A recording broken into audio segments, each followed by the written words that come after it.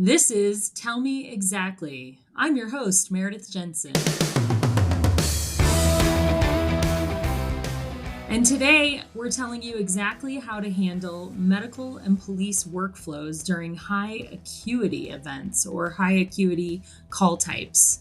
Joining me today are two of our protocol experts from the Client Operations Department here at Priority Dispatch. First, we have Darren Judd, who is the protocol expert for our specialized protocols. And what is your other part of your title? Are you MPDS? The specialized protocols, the transfer protocol suite, and just general medical. All right. Welcome, Darren. Thank you. Thank you. Also joining me from the protocol experts team is Mark Van Behren, and Mark is one of our police protocol experts. Thanks for joining us, Mark. Thank you for having me.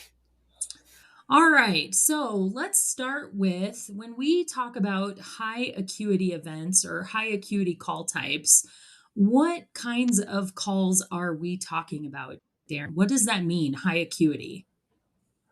Well, to me, what that indicates is that something that needs some multiple response, police and medical, police, fire, and medical?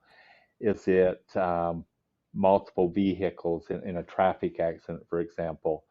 Um, Mhm. Different things like that, the high acuity, where your center probably is getting a lot of calls about the incident, let alone just dealing with it, everything in general with it. Okay. And so, like, in terms of the actual EMD, EFD, and EPD protocols, we're talking about calls that come in all the time or calls that are usually kind of more rare and require maybe a little bit more care, right? Or a little bit more, they're a little bit more complex when it comes to the workflows and things like that. Right. They're the more, I would guess that they're the more rare calls, um, where it's more complex, like you said, for the Yeah. workflow of that, processing that call. Where do we start? Where do we end? How do we make sure we get all of our resources included? Hmm. Right. Hmm. I'd concur with Darren there too. Yeah, I just say that from just a police standpoint, the high acuity, as Darren mentioned, would be something that most folks listening in today would know to be our echoes. The Typically our echoes. echo events.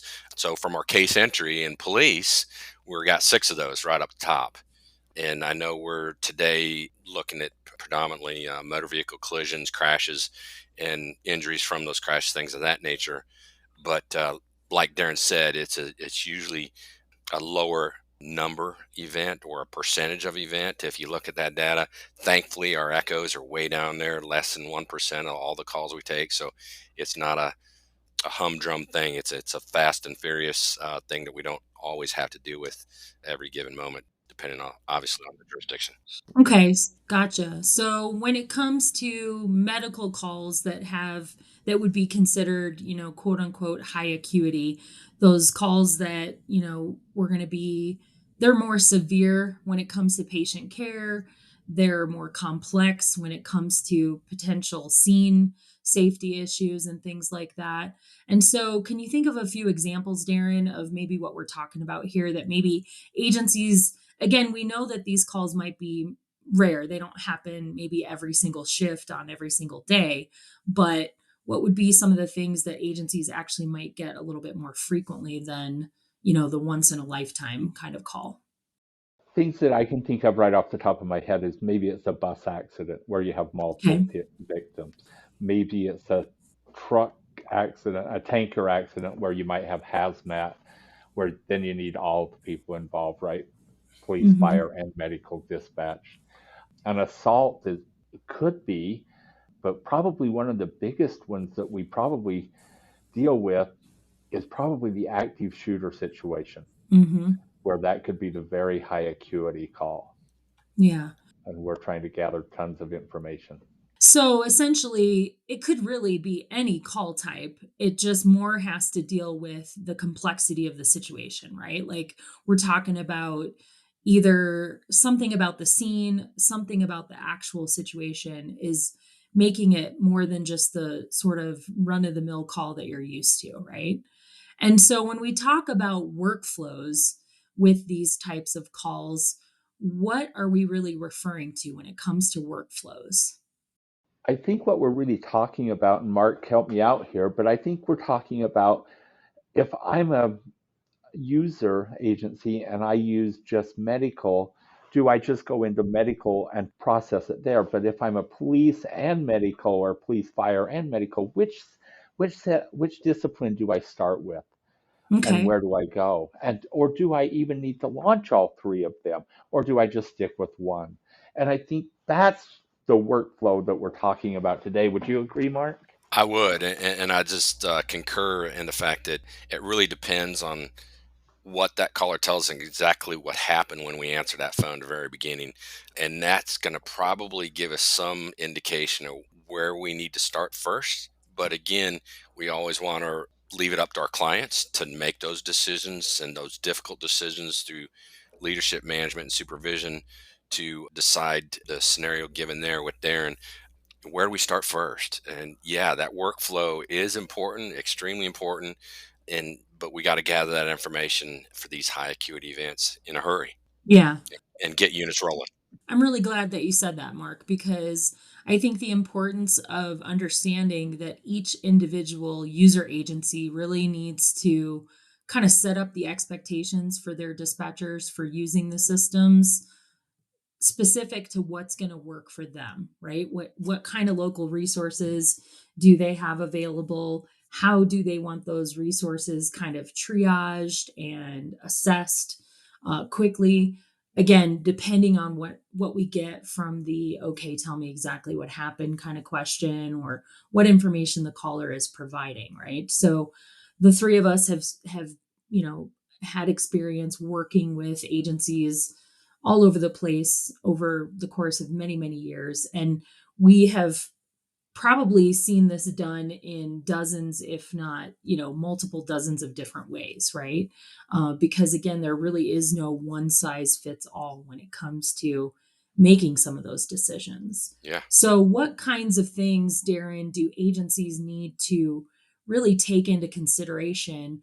Let's say that one of our listeners out there is, hearing this and thinking, you know what, I actually don't have any workflows or policies or SOPs in place yet for my dispatchers. And so I probably need to get started on that. What kinds of things do they need to be considering when they're making those decisions? Well, I think one of the biggest things they need to do when they start making these decisions is they need to involve their DRC and DSC Hmm. committees to help them with these because you've got to know what your resources are. You've got to know what do you have at your fingertips to utilize for these types of situations. Hmm. Because if you're running an all AOS, and I'll just throw this out there, an all AOS EMS system, it might not be as important to gather patient information as it is to gather police information, scene Right. safety, or Scene or safety. response information. But that's not a decision for us to make. That's a decision that every one of these agencies have to make on their own. And they have to involve their DRC, their DSCs, and their different EMS, fire, and police agencies in helping with that. Hmm. Mark, anything to add to that? Yeah, Darren obviously hit the nail on the head there. Yeah, what resources are available as we implement our software and protocols throughout the world? Not every jurisdiction is created equal. I mean, Hmm. obviously we've been in places where there's huge metropolitan areas to very rural areas, and what's it take to get the resources to where we need them. And going back just a little bit there, Darren brought up the active shooter. Hmm. Obviously that's a high acuity event that's unfortunately happening more and more in the world, in our society today. And the event is so fluid and so dynamic and constantly changing that looking at what do we need to get rolling that way, other than just our first responders. Do we have some additional units that can get there for specialty type of things that we need to look at for these active assailant shooters that may take more time? So again, yeah, it's those groups that Darren mentioned, I think, are imperative in looking at every single one of these incidents to have the workflow best for them, best Yeah. for their area. And to add on to that, Mark, wouldn't you also want to, not just your local resources, but if you're in a very rural area, you might rely upon mutual aid, Hmm. Oh, absolutely. heavily Yeah. on mutual aid. Oh, even not just the rural areas, Darren. I mean, without mentioning particular locations, there have been agencies around that have been in these critical incident events that are larger agencies, but still have to reach out for additional help because you just got the volume of injuries or the volume of folks in a particular area. And again, not mentioning particular location, but they're there, and we see them on the news that really task resources big and small. So yeah, Yeah. mutual aid Yeah. and other help. Yeah. All hands on deck when it comes Yeah, to these types of call types. And so, yeah, that's where I think your oversight committees that you mentioned, Darren, those dispatch review and dispatch steering committees, because they are made up of those responder stakeholders, right? So you're going to be bringing the right people to the table to then start creating some of the workflows and expectations to make sure that you're using all available resources to your point, whether it's just what you have available at your agency or even determining, okay, when do we throw up that, wave that flag and say, all hands on deck, everybody in the surrounding area that can send help, let's put up that bat signal and get some people coming in. And I think part of that is also whose responsibility is it to call in the troops, Hmm. to call in the backup. For Yeah. example, if you have an outside transport agency, is it their responsibility to arrange for other transport agencies to come in to assist? Is it the fire captain? Does he arrange for other fire? Who who's going to take the lead on that, and who's going to do it? Right? Hmm. Yeah, and I mean, we're also seeing, and Mark, maybe you can speak a little bit to this, but we're also seeing, as you mentioned earlier, some alternative types of responses that can be enabled. I visited an agency last week that has one of those real time crime centers where they've got drones that they can activate to, get those up in the sky and start feeding us some information about the scene, about the suspects before we even get any boots on the ground, right? Or they might be able to engage with, the city's camera systems and sure. be able to tap into that to kind of really get a visual of the scene to determine where we at and what do we need. Yeah, technology is huge in Hmm. resources, and again, going back to depending on where we're at and geographical location of our product being used. It drones is huge where Hmm. I'm at. That they're launching drones for burglaries and break-ins and thefts and things like that, and they're locating suspects. Again, what are their resources? What are their availabilities? How does it take to activate those units or those folks, like Darren said? And even other technology, some folks will know it, some people use it. Shot spotter, shots caller, things like Hmm. that kind of hones in for some of our assaults and shootings like that from police resources. Who has access to that data, who's notified of that. I've seen centers around the world that it goes out to specialty units, and those are the only folks that get that. So what do they do to address these issues as they come in through our centers around the world? I like it.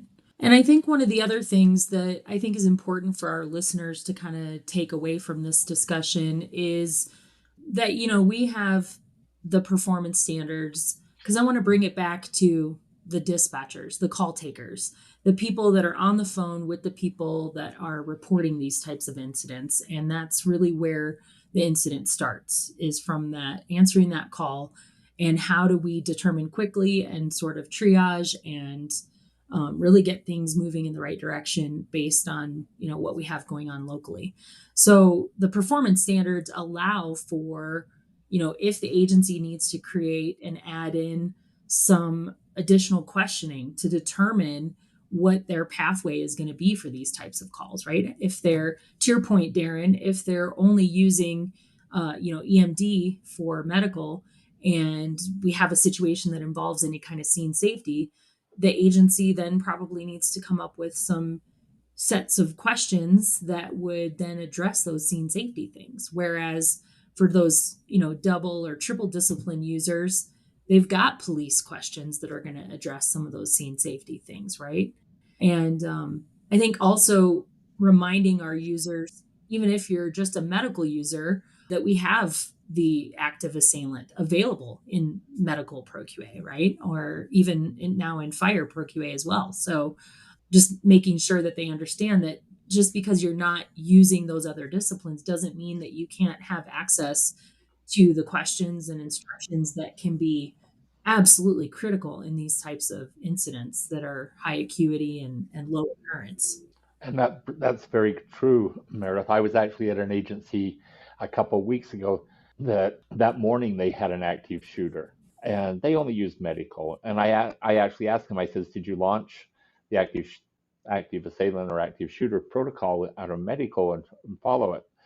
And they're like, "Oh, we forgot it was even there." So Yeah. there's a Yeah. lot of that. Yeah, we got on all three. Absolutely. It's a Mm. great tool, and hopefully everybody doesn't have to need it, doesn't have to use it, but it's there for them. Right. Yeah. And what would you say some of the biggest mistakes are for that we've seen, right, over the years that agencies maybe, again, with all best intentions, have maybe kind of overlooked some of the considerations or things that they have forgotten about? Because, I definitely want to provide this as advice because when, we have those lessons that we learn, we always want to share that so that maybe other agencies don't have to experience the same mistakes. Yeah, I think from my viewpoint, my little bit of experience compared to y'all is that getting active involvement, bringing those stakeholders in, getting those folks in to have the tough decisions and discussions, what we're talking about here today, to make those decisions, who's going, when, where, how, and what for, and what resources we need, and getting those folks in on the ground floor and making those, as I call it, the heavy lift right up front. So Hmm. we don't have the volume of mistakes made when it comes into play and we have to use it. I agree with Mark 100% on that. But I would also throw in there that, I think also reviewing what happened. And Did after action, I Yeah, love it. after action, because, when these things happen, did we do something? We're never going to be able to have a protocol that covers every little situation, right? But do we have something that covers 90 something percent of them? Probably, you know. Right. Or is our tool really working in the best way for us, right? Most Right, efficiently? right. Because to your point, we can't possibly script everything that's going to happen in life. However, have we trained our people? Do we have the appropriate tools? And to kind of follow along with the same lines of what we're talking about, do we have the proper SOPs, policies, whatever you want to call that part of it, so that the dispatcher or call taker in the chair understands what the expectations are for them when these things happen? I think the one other mistake that I see that has happened, and again, not to be critical of any agencies that experience these types of events, because my heart just breaks and goes out to every single one of them every time they have one of these. But so, maybe there's a different way to say mistakes. Maybe instead we're talking about lessons learned in those after actions. I think what we often see is agencies that maybe have not had people practicing with these enough, right? Because we all know that ProQA with these high acuity, low occurrence types of calls, it's going to be kind of a use it or lose it. You're going to get rusty if you don't get your hands on it regularly. And so that's one thing that I'm always recommending to agencies is, we all know it's not a matter of if, it's a matter of when. So why not have that as a part of your cycle of an annual practice on, active shooter or mass chemical incidents or whatever types of calls that are going to really put a high amount of stress and pressure on your dispatchers, but they're not going to be happening frequently to give them that proficiency with the software. Well, and with that too, I think we have to also discuss, we can have all of the policies in place, we can have all the SOPs in place, and when these don't happen very often, how easily accessible are those policies or those SOPs for that dispatcher to access? Where Mm-hmm. are they? Yeah. Yeah. Do they know where to go to look for them, right? In the Right. moment when something, big is happening.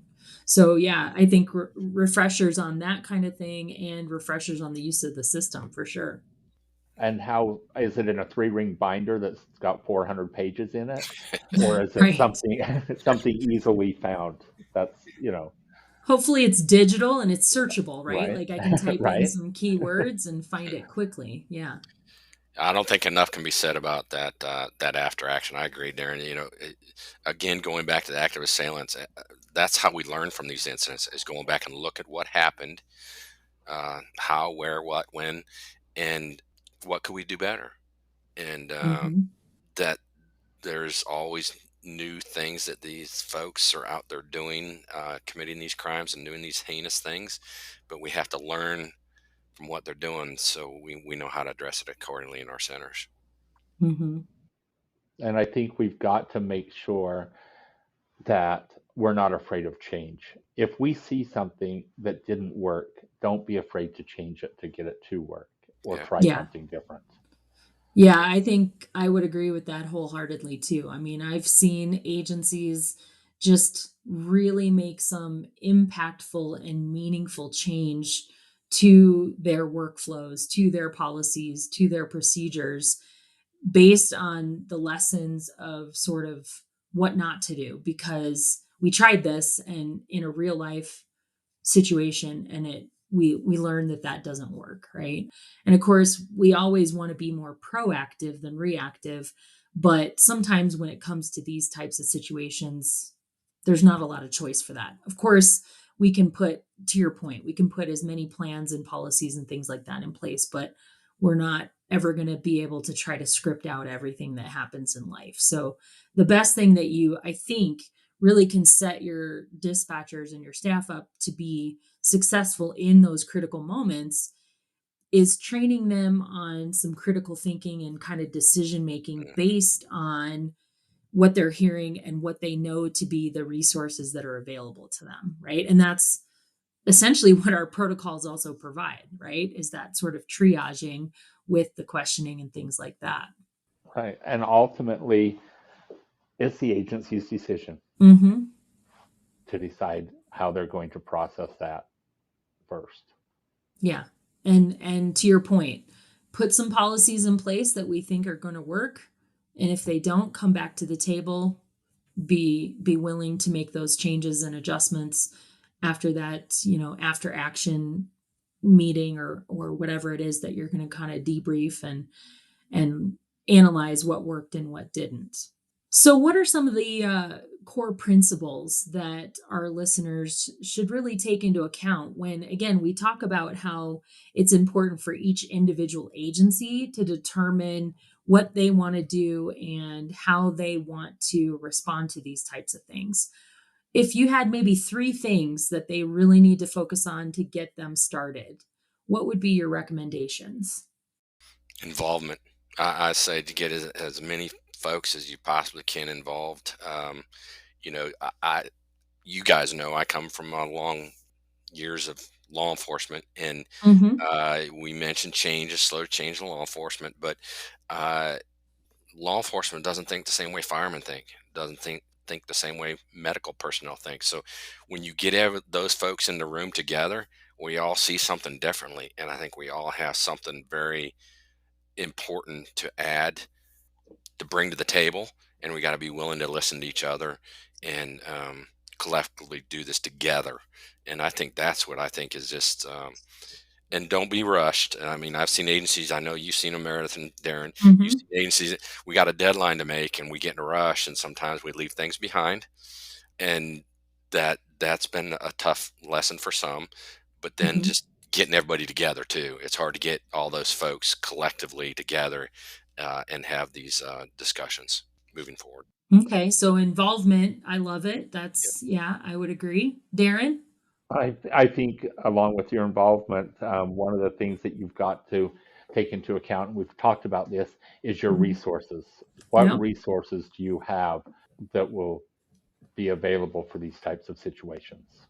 hmm And I think the one that maybe I would add as the third one is make sure that the decisions that you're making and the, policies that you're looking at creating and SOPs are driven by data, right? Because these types of incidents have a tendency to bring a ton of emotion to the Hmm. table, right? They invoke emotions in all of us. And so instead of making decisions based on, letting those emotions kind of drive some of those decisions, where sometimes we have all seen agencies make sort of knee jerk decisions based on a bad outcome or something that's happened.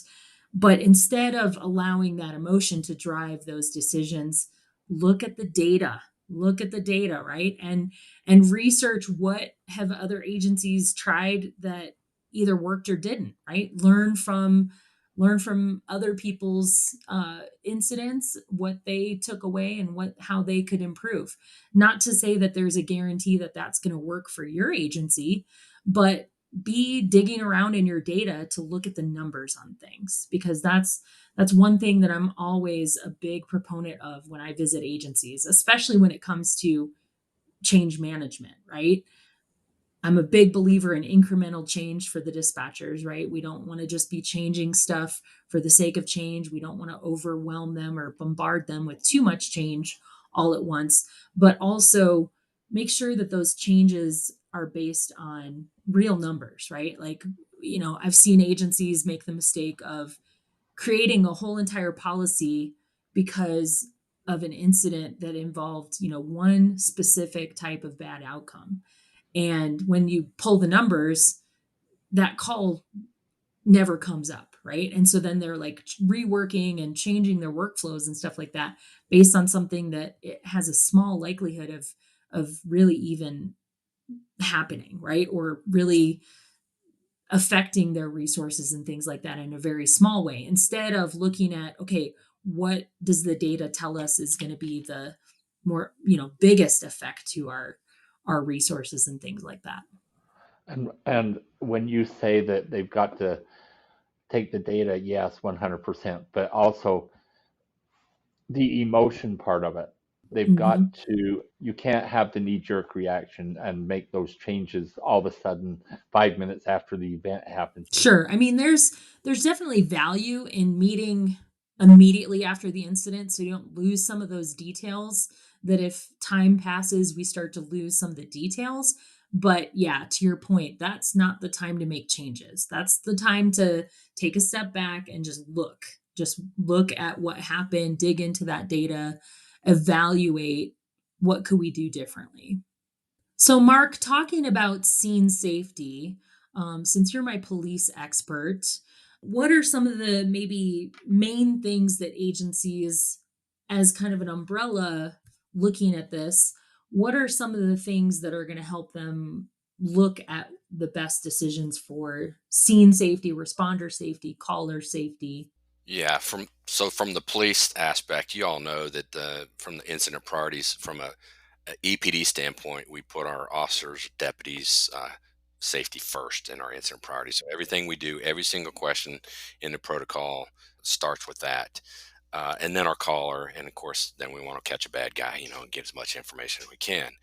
But the scene safety issue is again relative to where we're at, what we're dealing with. Again, I've seen crime scenes or scenes that have been in the middle of a 100-acre field, Mhm. and trying to address that and trying to secure that crime scene, as well as you start looking at our active assailant incidents around the world, and you start talking about, good grief, you got a movie theater full of several hundred people, if not thousands of people, country music venues with thousands of people around. How do you deal with that scene safety? So each one of them is very unique and difficult. Sometimes I think some of the smaller rural areas actually have it easier than the metropolitan areas have it, but yet the metro areas have some more resources as far as personnel that are able to respond.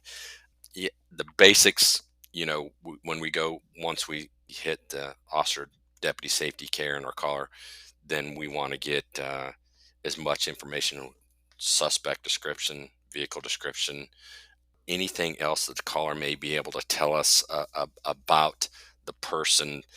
The basics, we're used to hearing these things: the clothing, any other identifiable characteristics going to help law enforcement officers, responding officers, follow-up officers be able to address the situation. Yeah, that's kind of a loaded question, Meredith. To be honest with you, there's a Sure. lot there. That could be scene safety, description essentials, and everything else rolled into one. Could be another topic, but that's there's a lot there. Yeah, Mhm.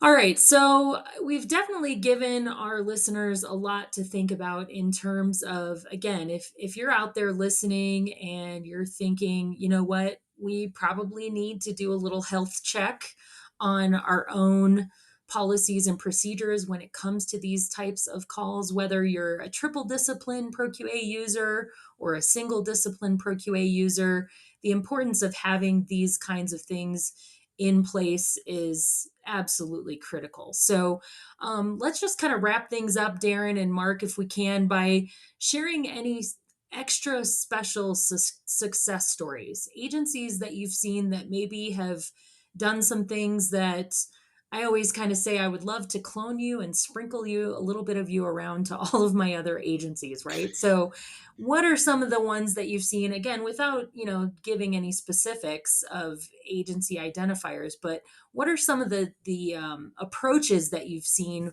with agencies that you thought, wow, that's, I really need to make sure I put that one in my pocket and share that out with agencies that are really trying to figure this out? well, I'll start one because I got to jump on an echo of an implementation of a larger agency, not mentioning names again, but the very first call taker took was an accelerator stuck, and the call taker jumped right in there to the DLS link and gave the instructions, and it worked beautifully, and it was a successful story and ended successfully.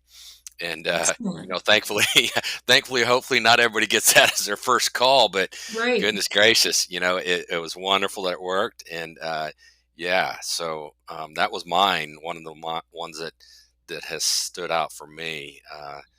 And so do you think that the reason for that success and that good outcome, what was the driver? Was it that these dispatchers had a lot of support and training before they plugged it in and turned it on for the first time? I got to toot our horn here for implementations. You know that. I think Yeah. that I really, honestly, truly believe that we're doing a great job in the way we process new implementations now, and I think it's gets the agency involved, it gets the folks involved, and we're doing great training, and I think we're doing great things for customers and our clients, and yeah, and we're moving forward with our PFCs and everything else that we need to do in listening to those folks. So I Mhm. think it's just it was the whole kit and caboodle, as you might say, that everything went into play and it worked well. And so, yeah, I think, but we got to go back and, like we said earlier, is keep looking at it and seeing what works for us. But that one was great. Yeah, and so I love to hear that because, you know, that tells me that we did something right if we were able, and when I say we, I'm really speaking more to the agency, right? I'm not trying to Yeah, take credit for their success, but I think that the agency really did some things right if that dispatcher had the confidence to really mm, just jump right in and use that. So to me, that kind of points to, a lot of practice, a lot of support, a lot of getting their hands on it so that they really had that confidence in what to do if this happens. right. Relying on their training. Yeah. Darren, any special secret sauce things that you've seen over the years that you would recommend to agencies? The only thing I can recommend, or one of the big things I can recommend is, and we've talked about this and we've talked Yeah. about it a lot, is, throughout my career and working with a lot of different agencies and everything like that, It's communication between agencies. Hmm. Keep everybody informed and just work hand in hand together Yeah. through not just the event itself, but the pre-planning and the after action. Yeah. And I think the only thing that I would add to just close us out would be the agencies that I've seen that have been successful with this kind of stuff also don't just do this once in the very beginning in the implementation, right? They revisit this kind of stuff on a regular basis to make sure, is it still working? Do we need to make adjustments? Do we have new or changed resources that we need to, add into the mix?